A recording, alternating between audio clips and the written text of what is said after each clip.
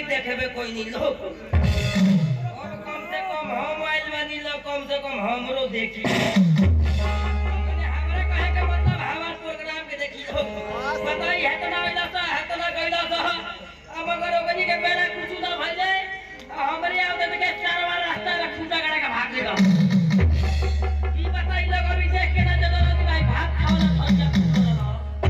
पानी पियोला गिलास सब सारा पचास करे आई तो सारा रास्ता में खूटा गाड़ा के भागल कोनो बेहुते का छापर हो अरे बेहुदा इतना आ गई अरे भाई खूटा ना है तुम्हारा बाप बाप उठा अरे साला इतना हो तो काफी हो अरे माइक हो अच्छा तोर माई ही है तोरा नहीं समझ में आवत वो तो मैंने कहता हर माई अरे माइक हो माइक अच्छा माई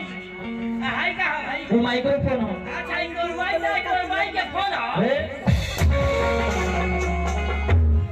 अरे बारह कोई खबर बने तेरी हमको अपनी माइक्रोफोन हो तोरा नहीं समझ में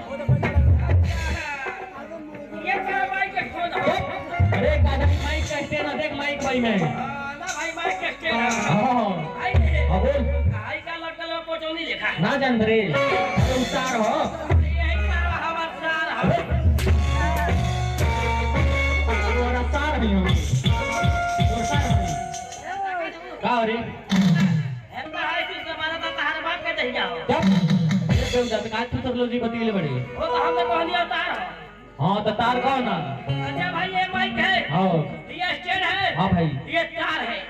ये तार कहां गया एकर कनेक्शन अंदर कहां गेल बा एम्पलीफायर में वो का सब मशीन एली पेली खाए ये बेहुदा एम्पलीफायर और तो वो तो कह के एली पेली खाए ये गादा एम्पलीफायर हां जान ले चल बहुत बढ़िया भाई ओ गेट बोल दिमाग में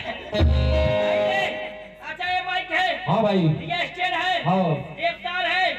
वो एम्पलीफायर है हां तो आप कौन है आप कौन है हां तोरा नहीं के बुझाता आदमी है रे आप आदमी है हां ना हम पहले घोड़पड़ास के बच्चा है तोरा घोड़पड़ास के बाजा माध्यम नहीं का फर्क बुझा वो अब आदमी है हां अच्छा पहले ये बोलिए ये क्या है केस ये क्या है कान ये क्या है नाक ये क्या है नाक ये क्या है मुंह ये क्या है पैर हाथ सरो हमारे का चुतिया बनौले क्या बनौले बड़ा अरे बताई देगे करो सब हाथे कोड़े मुझे काले बा तो सरवई में आदमी कहां है ये सब मिला के एक आदमी होला अच्छा मैंने सब मिला के एक आदमी हो हां हो मेरे से लगा बड़ा जान गेले नु भाई हां भाई पानी निकलल वाली जंगल घूमे अच्छा हां तो ये मैं चश्मा लगा दी तो जंगल में चश्मा लगा घूम रे वो हमारे चश्मा भी तुम देख ले कहां बड़ा देखो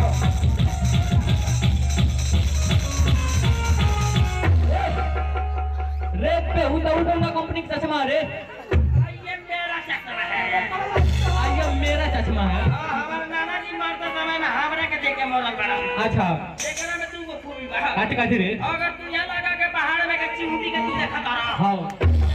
इसे पहाड़ के चिमटी तक ले लग जाती था अच्छा तोरे नहीं के विश्वास होगा हां सोच मान ले भाई जरा तो का बहुत कीमती चश्मा बाबू कीमती तो मोर कहीं बा हां हम अगर सारा ठोकरा ही नहीं अरे ये बता दे तोर नाम का हो हमारा ना हां भाई रे हमारा नाम तोरा से ना सहाय ना सर रे बेहुदा तोर नाम पूछतनी जब ते हमारा नाम पूछली हो हां तो हमारा नाम पर तोर बाप जी आ जाए अभी बाकी है बा आ तोर माई के पासे के नहीं मेरे साला आप तो जान ली हो तो का बोले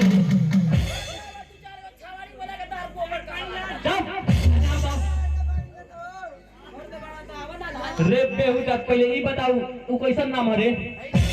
नाम पढ़ल लिखल बड़ा हो हां कितना किला 10 पास बताई लोग सरवा 10 पास कर गए सरवा जगह पिला जब 10 पास कइले बड़ा हां तब भाई बाबूजी के नाम लिख दो वो तो अपना बाबूजी के नाम लिखल त आगे कथि लगावेला अपन भाई के नाम लिख दो हां तब भाई के पोछवा कथि लगावेला नाम देवी उहे तो हमरा ना हो तारा बाप के श्री आ तारा माई के पाछे के देवी यानी हमरे नाम श्री देवी नाम सुनी लोग श्री देवी आइए हीरो काची हीरो का नाम बताने पूछवा आई लोग से काची हीरो का नाम बता पूछवा ना पहुंचा करके बता दे हीरो का नाम हीरो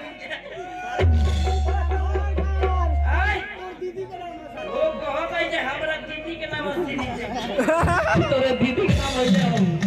आकी तहरा दीदी के नाम हो सीधी अरे पूछ ना भाई भाई वो कहो ता करे सलमान खान के नाम तो ते सलमान खान है इसका रे ओ लगता है वो सलमान खान चुप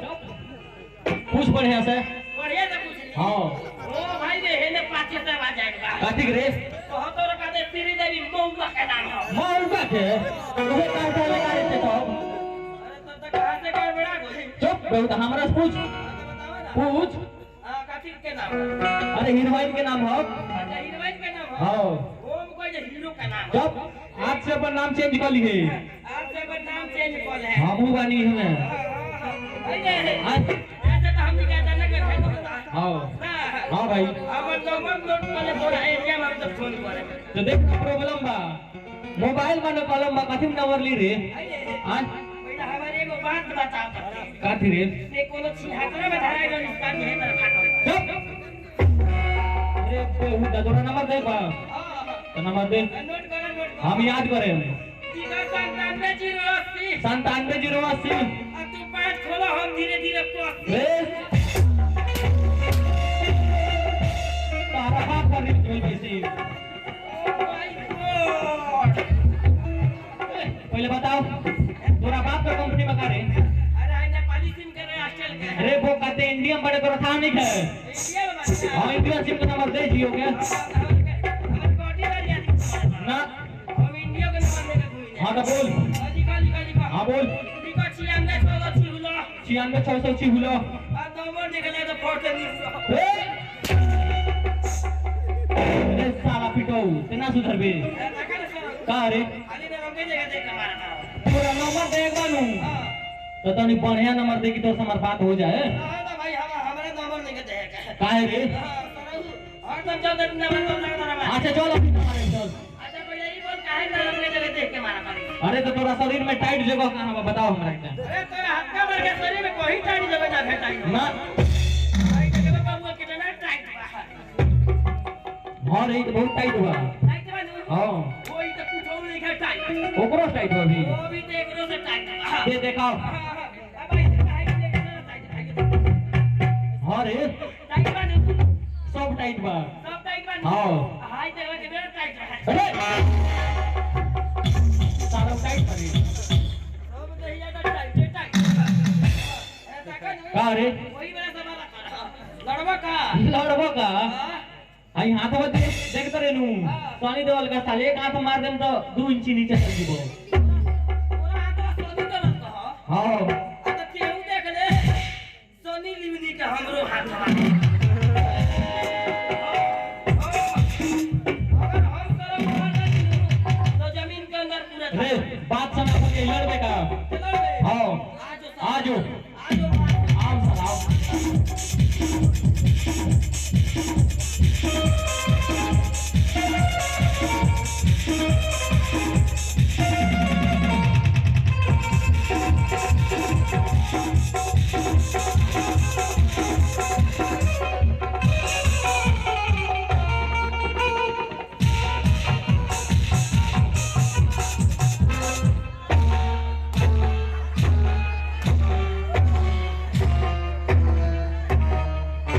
अरे साला बा हम तोरा का जरिए जानत रही ते मौके हली तब रे ओने डेरा गइनी डेरा गई साला इकाइडू लेखा दे बा तोरा डेरा रे हम ना आजो आजो अभी ना बोलते अभी ना बोले आओ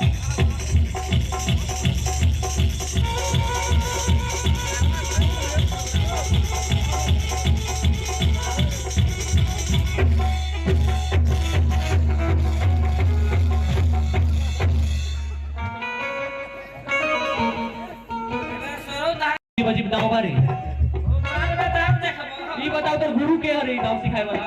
हमरा गुरु हां ई दिया गए बैठल बाड़े नाम बताओ नाम जयला सुन लिया तो जान लिए तो रखे भाई ने बोल आई जाओ देखली हां देखनी हो कुछ बुढ़िया ना आओ हां तो नानी याद आ गई नानी तोरा से नाम रे हो ओ बिना दे एक दाना ना एक ना ना आजो बबू आजो आजो आओ आओ सीखो सिगरेट पिए तो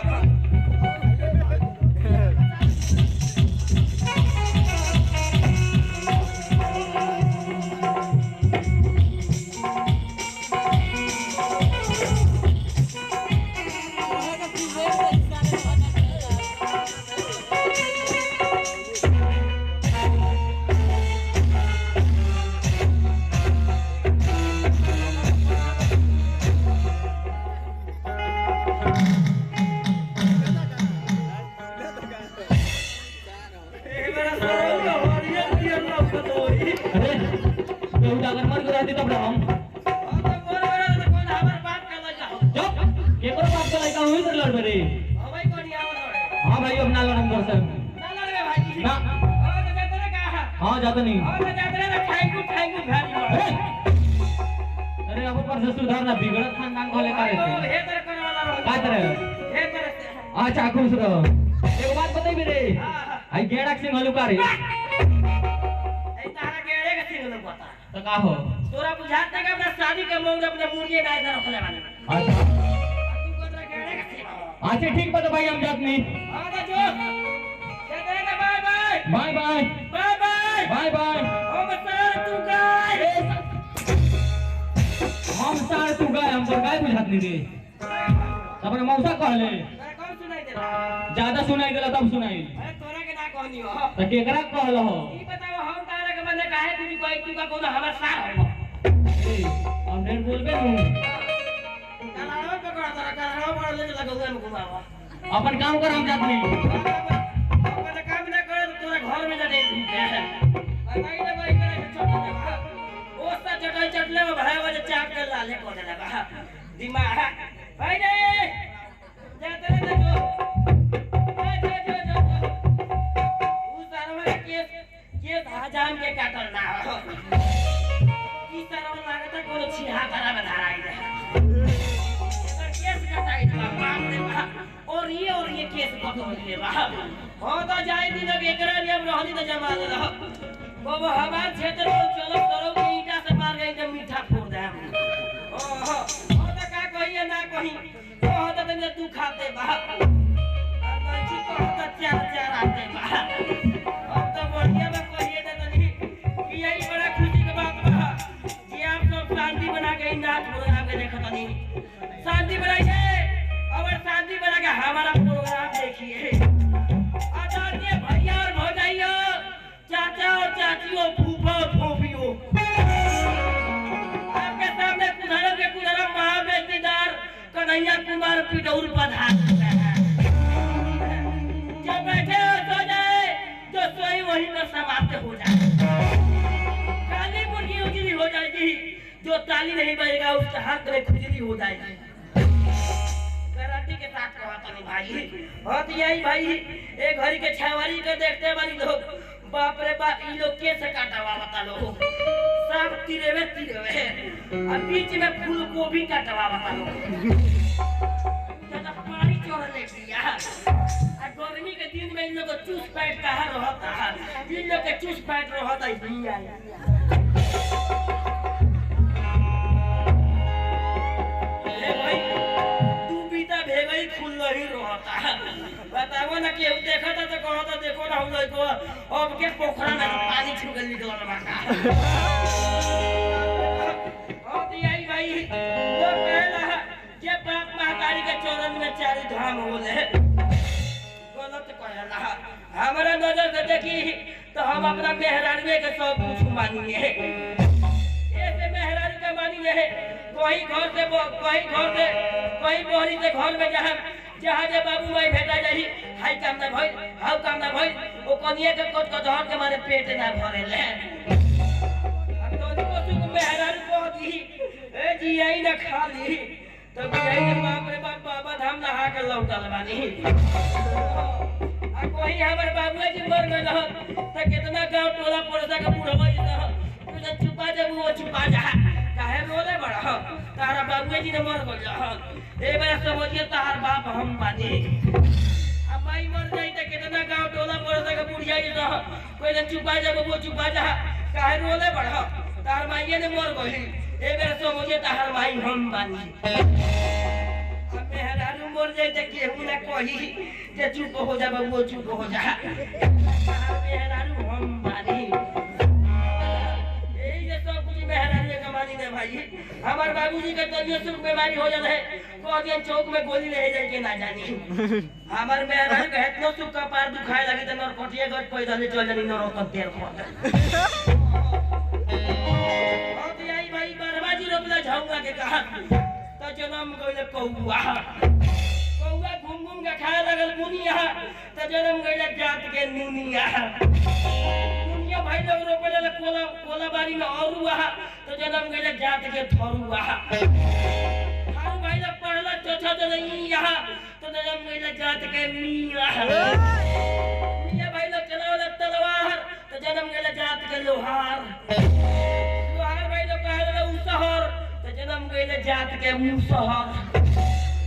भाई लोग कहला पहाड़िया मुसहर भाई लोग खा के बिगले भड़िया तो जन्म गइले जात के पहाड़िया आई भैया ए घड़ी छावाली देखा था ना ए घड़ी के बूढ़वन लोग भइल बड़ा लोग ए घड़ी के बूढ़वा सब तेजा मारे सब बाबा लड़का के गावना बियाह शादी करे त कहिया का हुरियावा चालू करे ता के लोदियाना और विवेक भैया नाम अपन पहुना के बोलावा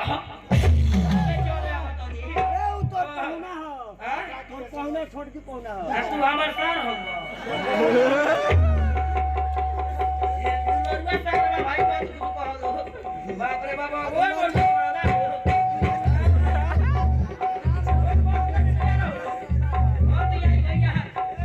ए घड़ी के पूरा सब शादी बियाह करता लोग लइका के तो ये तो हुरियावल चालू कर देता लोग पंजाब लेके जा मेहर मौका हो गई बा घर ही में घुसा रहता और लड़का ना जाके घर छोड़ के भाग जाता और उन्हें शादी देवल बन के गांव भर घूमता हमारा चलती चली तो सारा बुढ़वन के जेल दिखा दे जाके लाओ से जेल में खिचड़ी चावा कर रहलो और तो भाई ये वही तरह का गांव में बूढ़ रहे गांव पर जाते रहता लउआ गांव में हमरे निये देखो पंती और लइका रहे अब तो घर से निकलला पूरा का पछवे से खोद देला अब तो पूरा के दुआर में खड़िया के 500 गोरिया बता लइका कहता गोरिया ले पूरा गोरिया ले हम तोर उपाय करे हम पूरा के आदत रे लोटा में पानी भरे सिरानी चूते 4 बजे भोर में मैदान करे जा ताले लइका के मन पर गई हो पूरा बड़ा गोरिया ले बा वही मेरा ज्यादा दुकान में 5 बुढ़िया लालका रंगीन के है अब 5 बुढ़िया बूढ़वा के लोटा में फाड़ कर मिला देता आ जाके तू तो रहता हो तो जैसे भोर भइल बूढ़वा लोटा उठा जा हर हर हर हर कोई आ रोडे के तो बड़ी हाड़ा है तो बैठ गई अब तो मैं शादी कर और के हाथ में पानी लेके चोट देवा मार के खींचता साले पुरावा के तो शंका हो गई हो जे रात नींद ने खोइले रहनी ए बेरा कहा के लड़का मारी आड़ी पकड़ लेला ओ एऊ हाथ में पानी लेके ए एऊ हाथ चोट देवा मार के खींचो बाप रे बाबी तो खाली कुंडा बोल बने वो जब पोछो निकले साले सीधे जाता बुढ़िया तो बुढ़िया रे अब हम ना दिए बरे दादा बुढ़िया को दिए का भोरे भोरे चर पर करत रहेलो बुढ़वा को तो एक दिन रात नींद ने खोइले रहनी हो ए बेरा गोइनी मैदान करे तो खाली खूने बोल बरे दादा और बुढ़िया को देता ने का निहुरबो होता ने का देखी अब तो बुढ़वा जैसा निहुर के देखावत साले बुढ़वा का पेट में गोइस भर रहा अब तो बुढ़वा के हवा खुल जाता एक बुढ़ी माता फूस दब अब तो बुढ़िया को दे कहां बैठल हो तार में तो गोहुवन भूकल बा मैं पोपिया दो काट के उहे गिरावत अब तो बुढ़िया को जाई का के जे मर जाओ अब तो बुढ़िया दुआ समझा लेती है आ गोजी का हुरा लेकर मार दिया ठुटुनो में चबा ताले पूरा मर गई वही मेरा खावा आई ए गोरी चुट पूरा सुनी एक वो यही तेरे को भीड़ क्लियर के एवरेज रहे भाई ओकरा मन में ई बात के शंका आ गई हो जे ओकरा पूर्वज कैसे रहे जे हिंदुस्तान पर 100 बरस राज कइले रहे ओकरो मन में है जे तनिका जाके हम हिंदुस्तान घूमी हिंदुस्तान कैसन ना अब भाई ओ बस पड़ले रह बैठी के ले अब तो चल आई है इंडिया घूमे आके रामनगर स्टेशन में आके उतर गइल ह तो ओकरे सबसे पहले भेंट भइल और रिक्शा वाला से भाई और रिक्शा वाला बस पैसेंजर के तरह बोला गला आइए तो अंग्रेजों को तो हो ही देखो अरे सर वो हम कोई चीज के लिए पड़ दे वाली आई रिक्शा चलावन को होता आई वो के करे तो काम होती है ये तो एक कला से ही चाप दे हो अब थोड़ा दूर और गए तो चादो जी साहब सब रही चला कैंटीन में दूध ले ले खा लिए पर अब अंग्रेजों जाके वो अंग्रेजी झाड़ा था कहता हॉट इज मनी इसमें क्या है तो जादो जी कहता ए में तो अंग्रेजों को तो हो ही देखो और हम पैदल चले वाला पैदल चले कहता आई रिक्शा चला कहता आई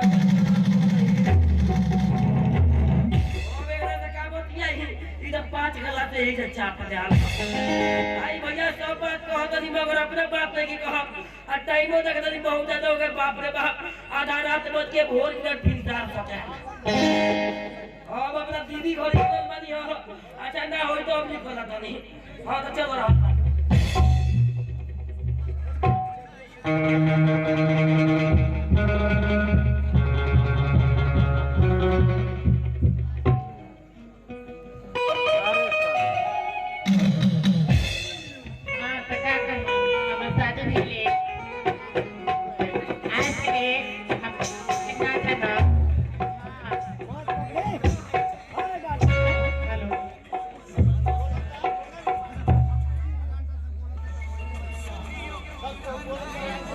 अच्छा ठीक बा चल इंतजार करतनी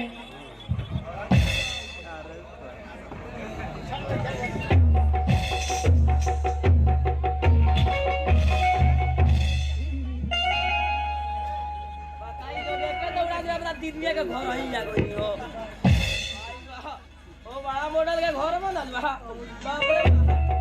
ओ चारे गो पिलर में छोट पिटवा दी जाई बा आ देवाल लगता उना चल घेरा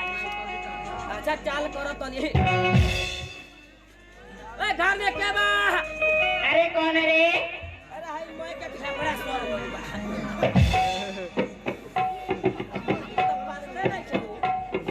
अरे हो भैया ए बात अरे जब हाथ खाली नहीं कर तेरा मुंह खा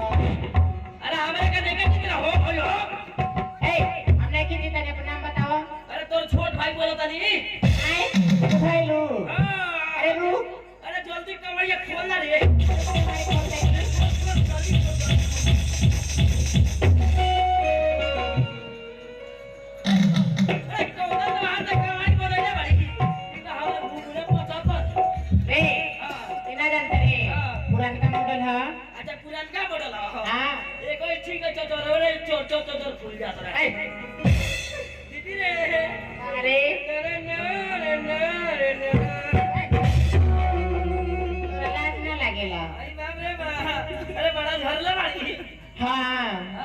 सामने तक तोरा जीजा जी के दिखाओ तनी आज तक इनके लिए जाओ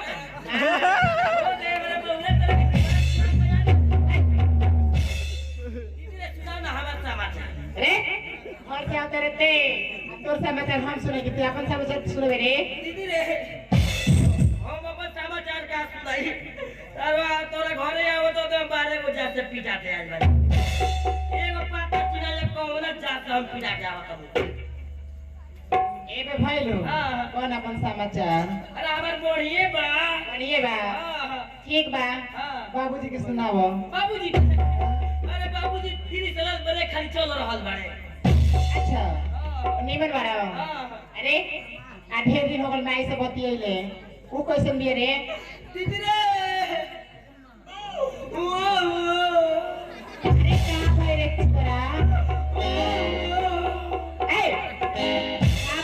अरे माई के समाचार ते मत पूछ काहे रे अरे माई के मरले 2 महीना हो गए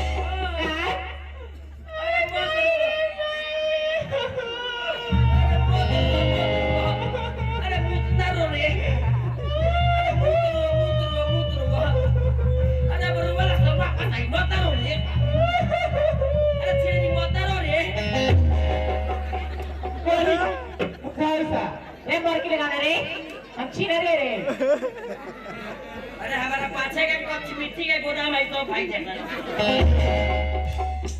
बताओ भाई पैंट खोला तो इससे कहीं तो वहीं तो कोई ना खोले तो भाई दीदी के वो अपना दीदी का छिनरी कौन आते करे रे हम तो कोई बड़ा भी छिनरी रे अच्छा ये तो चुने रहनी सा तब बाबूजी प्यार से कहत लो ना अरे जा ये तो बड़ा खेल अरे का देखा ना बोलत बोलत हमार 200 रुपया खींच ले हमार 200 रुपया ना दे अरे अबे लगन रोई हमें सुना तोर 200 रुपया हम नहीं खिले ले सुन ले तेरा जीजा जी के आवे दे तो 200 का 400 मंगा दे रे हमारा जीजा जी कहां गइल बड़ा दे ए चल चल हमारा दारू पिया तारे हां अरे उधर हमारा पिया चाहिए दारू का है पिया तारे अपनी का तो तोरा हारान कर हां तोर तो पालना के बेटा हूं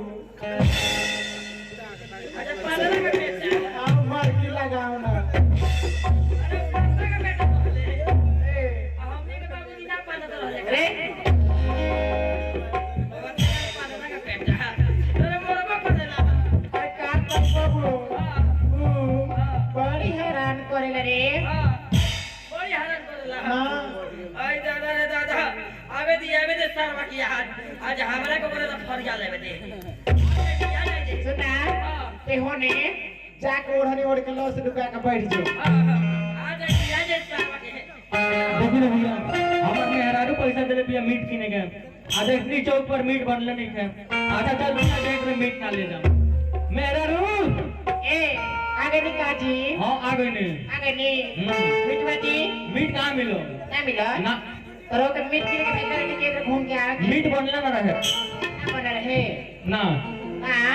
पैसा दी पैसों खत्म हो गए पैसों खत्म हो गए हाँ क्या करे दारू पी लेने जाके तो ना सुधरम को अब ना मानो ये बताई जब ना ले गई कहां कुछ बाइक पर में बना के दीजिए रोक अच्छा कुछ बना के दिया पियो के सुना ना हमने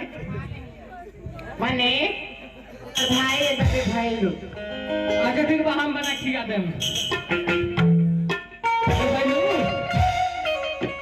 घट के यार में नंबर दे ले बा जीजा जी का हो ए जीजा जी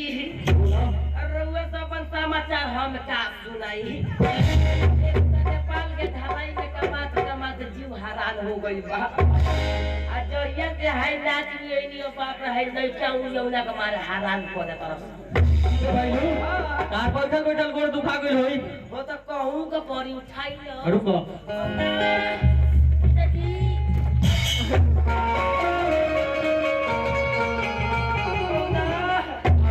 मिक्सर मशीन का उल्टा देता रहा सही जीजा जी बोलो छोड़ी ना ए काहे काहे हो हाय पटता काठी हाय पटलक जो सुरेंद्र पूरा काठी कहत रह ए मौगा मैं तेरी मौगाई से लाचार कर दूंगा आज जब चिल्ला में चढ़ाऊंगा गाजा में हां तो तुम्हारा मुंह आवा सरू अरे साला पहले तू बताओ का कराइल बड़ा हमार घर हां हम अपना बहन के बुलाए बहन बुलाए बनी तार बाप के हिम्मत न गेला का तक अपन बहन बोला तू का गेला साले तोरा बाप के बेटी हो जना जाए तोरा बाप के बेटी तू मार में हेरारू हुए ना जाई तोरा में हरार हुई तो हमरा बहन हो जाए तोरा में इतना हिम्मत पहले दी तोरा में तो पावर और रोक लेवे के आओ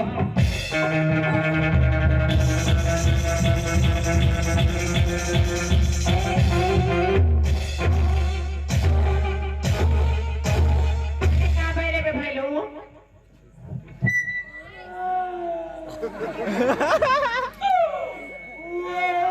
अरे कहां बैठे तोरा मरद लोग लाला कह आ 2-4 लाख की मोरबो कोई लगा हम 4000 खींच लेला हां सुधा लखी अरे साला लाबरा तोरा पैकेट में कहां से उतना पैसा ही रे पैसा ही मत जो और तेरे तो जब हम मरले भाई कि तोरा जो को हमें मारे के ना चाहिए बतावा ना तो मार मरले बस सारा कि 3 महीना मरवावे के सिचुएशन में नहीं थी खाता कम पर आता ज्यादा है बे भाई लो पुलिस काय बोला उतरा हो पुलिस ना बोला है और रुपया दो है मार दो हमारे के जेल भेजवा देबो हर दीदी राण हो जाए अच्छा अब ना हो और पैसा ना देबो पैसा तो सुनो ना अभी तो नहीं है लेकिन 2-3 दिन के बाद में हो जाए नू वो तो एक उपाय बा आदि हो अपना पहुंचे लोग से मांग लो चुप मांग लो दे रे साला सब तोर पहुंगा वालों हलन लो अच्छा हमरा कौन ना तू हर सारा हलन नू तब अरे बे भाई लो एगो बात ना जानता रे इनके घारी में एगो पानी बांधल बिया पड़िया ले ले चल घरे ये सर्वनाथ जी रुपया तक खोल के ले जा पानी अरे मिल जा ठीक बजो